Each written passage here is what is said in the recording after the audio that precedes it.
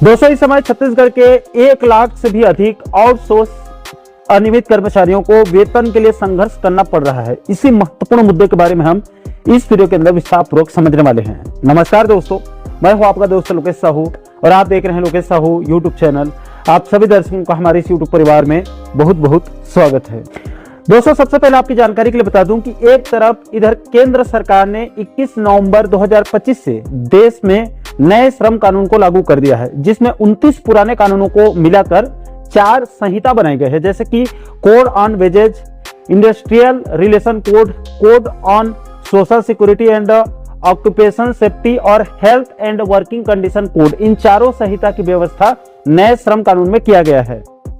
दोस्तों, इस नए श्रम कानून को लागू करते हुए केंद्र सरकार ने दावा किया है कि ये नए श्रम कानून देश के 40 करोड़ से भी अधिक श्रमिकों और कर्मचारियों के हित में होगा और उनके जीवन स्तर को सुधारने में मदद करेगा। ये केंद्र सरकार की तरफ से दावा किया जा रहा है।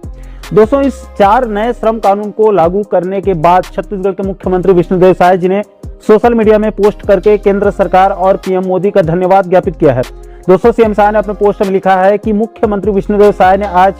देश में 4 श्रम संहिताओं के ऐतिहासिक क्रियान्वयन पर प्रधानमंत्री नरेंद्र मोदी जी और केंद्रीय श्रम एवं रोजगार मंत्री डॉक्टर मनसुख मांडविया जी के दूरदर्शी नेतृत्व की सराहना की है। सीएम साय ने कहा है कि श्रम सुधारों का यह महत्वपूर्ण निर्णय देश के 40 करोड़ से अधिक श्रमिकों के अधिकार, सुरक्षा, सामाजिक सम्मान और आर्थिक सशक्तिकरण की एक अभूतपूर्व गारंटी है, जिसके लागू होने से न्यूनतम वेतन का अधिकार, महिलाओं को समान वेतन का प्रावधान, फिक्स टर्म कर्मचारियों को ग्रेजुइटी, प्रत्येक श्रमिकों के लिए सामाजिक सुरक्षा, मुफ्त स्वास्थ्य जांच की सुविधा और ओवर टाइम होने पर डबल वेतन जैसी व्यवस्थाएं पूरे देश भर में सुनिश्चित होगी। दोस्तों, आपकी जानकारी के लिए यह भी बता दूं कि केंद्र सरकार ने जो 4 श्रम संहिता लागू किया है, वो पहले से ही अलग अलग 29 कानूनों में बिखर कर लागू थी, जिसको थोड़ा सा संशोधन करके 4 संहिता में सिमट दिया गया है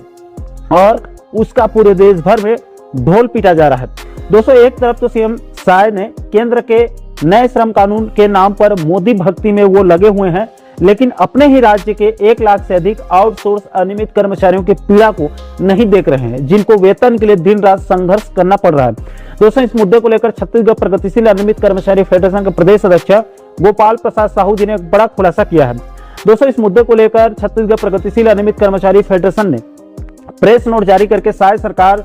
पर बड़ा आरोप लगाते हुए कहा है कि छत्तीसगढ़ सरकार राज्य के 1 लाख से भी अधिक कर्मचारियों को सही से वेतन और अन्य सुविधाओं का लाभ नहीं दे पा रही है। दोस्तों, अनियमित फेडरेशन अपने प्रेस नोट में विस्तार पूर्वक बताया है कि राज्य में संविदा, दैनिक वेतनभोगी के बाद अब लगभग सभी विभागों में आउटसोर्स कर्मियों पर निर्भरता बढ़ती जा रही है। बिजली कंपनी, नगरीय निकाय, आबकारी विभाग, श्रम विभाग, हॉस्पिटल, मेडिकल कॉलेज, स्कूल छात्रावास सहित हर विभाग में अब आउटसोर्स कर्मचारियों के भरोसे टिकी हुई है। भर्ती नियम, सेवा शर्तें और कम वेतन मिलने से लगातार इन कर्मचारियों में असंतोष बढ़ता जा रहा है। ये कर्मचारी अपनी अपनी मांगों को लेकर निरंतर धरना प्रदर्शन कर रहे हैं। दोस्तों, छत्तीसगढ़ प्रगतिशील अनियमित कर्मचारी फेडरेशन अपने प्रेस नोट में आगे बताया है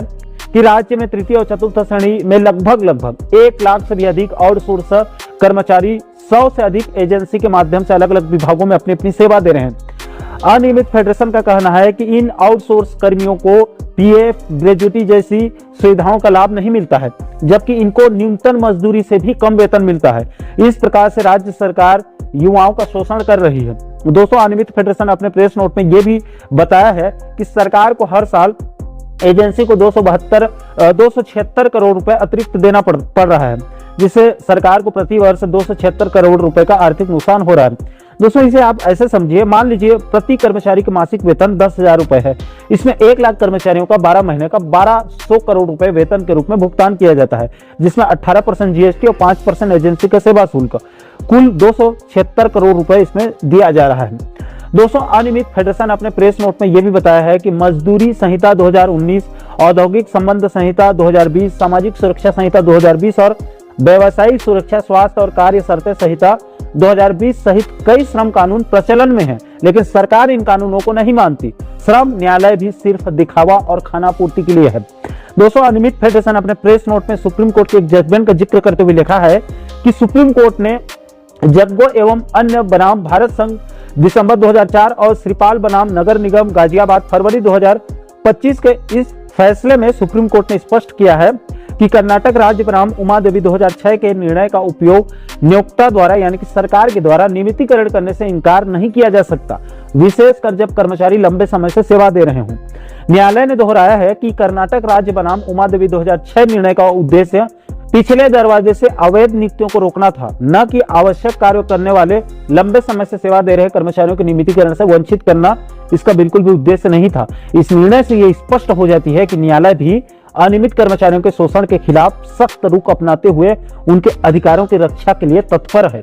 दोस्तों, छत्तीसगढ़ प्रगतिशील अनियमित कर्मचारी फेडरेशन अपने प्रेस नोट के माध्यम से यह मांग किया है कि राज्य के सरकारी कार्यालयों में कार्यरत अनियमित कर्मचारियों के नियमितीकरण, स्थायीकरण, निकाले गए कर्मचारियों की बहाली, न्यून मानदेय कर्मचारियों को न्यूनतम वेतन दिया जाए, अंशकालीन कर्मचारियों को पूर्णकालीन किया जाए, आउटसोर्सिंग, ठेका प्रथा, सेवा प्रदाता और समूह समिति के माध्यम से नियोजन सिस्टम को बंद करने सहित विभिन्न मांगों को लेकर आवेदन, निवेदन और आंदोलन के माध्यम से निरंतर सरकार का ध्यान आकर्षित करने का काम किया जा रहा है। दोस्तों, अनियमित फेडरेशन अपने प्रेस नोट में मोदी की गारंटी का जिक्र करते हुए कहा है कि छत्तीसगढ़ के कर्मचारियों के लिए मोदी की गारंटी 2023 पत्र के वचनबद्ध सुशासन अंतर्गत बिंदु क्रमांक 2 में एक कमेटी गठित कर कमेटी में अनियमित कर्मचारियों को सम्मिलित करते हुए समीक्षात्मक प्रक्रिया शुरू करने का उल्लेख किया है। लेकिन उस कमेटी गठन आदेश में अनियमित कर्मचारियों का कोई उल्लेख नहीं होने और कमेटी में अनियमित संघों के पदाधिकारियों को सम्मिलित नहीं करने से विरोधाभास पैदा हो रहा है। दोस्तों, फेडरेशन अपने प्रेस नोट में आगे आंदोलन का ऐलान करते हुए कहा है कि ये अनियमित कर्मचारी बीते 20-25 सालों से किसी न किसी प्रकार से शासन के जनहितकारी योजनाओं को अंतिम व्यक्ति तक पहुंचाने में अपनी महत्वपूर्ण भूमिका में निरंतर रूप से कार्यरत हैं। लेकिन विडंबना यह है कि सरकार इनकी कोई सूद नहीं ले रही है।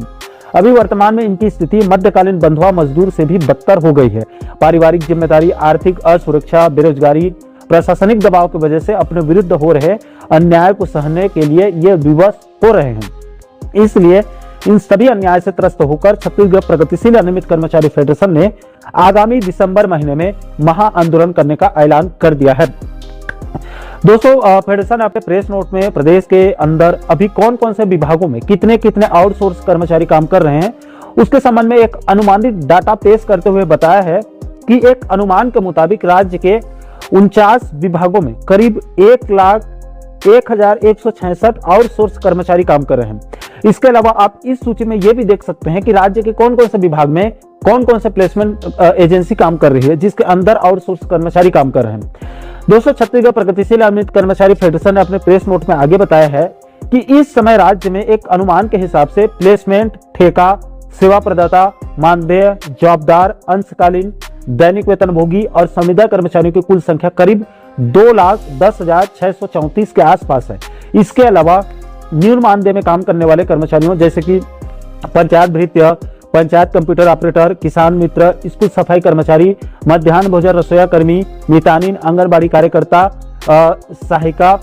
जैसे अन्य संवर्ग के कम मानदेय में काम करने वाले कर्मचारियों की संख्या करीब 4,76,279 के आसपास है। इसके अलावा पृथक किए गए यानी कि छटनी किए गए कर्मचारियों की संख्या 39,934 बताई जा रही है। यानी कि अनियमित कर्मचारियों, न्यून मानदेय कर्मचारियों और छटनी किए गए कर्मचारियों को मिलाकर राज्य में अनियमित कर्मचारियों की कुल संख्या करीब 7,26,847 के आसपास बताई जा रही है। दोस्तों, छत्तीसगढ़ प्रगतिशील अनियमित कर्मचारी फेडरेशन ने अपने प्रेस नोट में आगे राज्य के नियमित कर्मचारियों को मिलने वाली सुविधाओं की तुलना अनियमित कर्मचारियों से एक तुलनात्मक अध्ययन करके नियमित और अनियमित कर्मचारियों के बीच के आर्थिक असमानता को विस्तार पूर्वक समझाने का प्रयास किया है, जिसको आप अपने मोबाइल स्क्रीन पर देख सकते हैं। इसके अलावा दोस्तों, अनियमित फेडरेशन ने अपने प्रेस नोट में यह भी बताया है कि पूर्व की भूपेश बघेल सरकार के कार्यकाल में संविदा कर्मियों को 27% वेतन वृद्धि का लाभ मिलता था। इसके अलावा राज्य के दैनिक वेतनभोगी कर्मचारियों को 4,000 रुपए प्रति महीने श्रम सम्मान राशि का लाभ मिलता था। इसके अलावा ग्राम अधिकारी राजस्व पटेलों के लिए प्रति महीने 3,000 रुपए राशि देने के लिए बजट में घोषणा हो गया था। इसको भी शायद सरकार की तरफ से अभी नहीं दिया जा रहा है या बहुत कम कर्मचारियों को सीमित रूप से दिया जा रहा है। दोस्तों, इन्हीं सभी मुद्दों को लेकर छत्तीसगढ़ प्रगतिशील अनियमित कर्मचारी फेडरेशन ने अगले महीने दिसंबर में अगर आंदोलन की अनुमति मिल जाती है तो बड़े आंदोलन का ऐलान कर दिया है। तो दोस्तों, एक तरफ सरकार नए श्रम कानून का ढिंढोरा पीट रही है, लेकिन छत्तीसगढ़ में उसी के शासनकाल में इधर लाखों अनियमित कर्मचारियों को वेतन के लिए भी संघर्ष करना पड़ रहा है। इस मुद्दे को लेकर आप लोगों की क्या राय है, नीचे आप लोग कमेंट बॉक्स में अपनी प्रतिक्रिया जो है वो आप लोग जरूर शेयर कीजिएगा। और दोस्तों, आप आगे भी कर्मचारी और पेंशनर जगत से जुड़े मुद्दों पर आप वीडियो बनवाना चाहते हैं, आपके मुद्दों पर, या फिर आपको कोई जानकारी चाहिए, तो इस वीडियो के नीचे डिस्क्रिप्शन बॉक्स में जो हमारा व्हाट्सएप नंबर ऐड है, इस नंबर पर आप हमें संपर्क कर सकते हैं।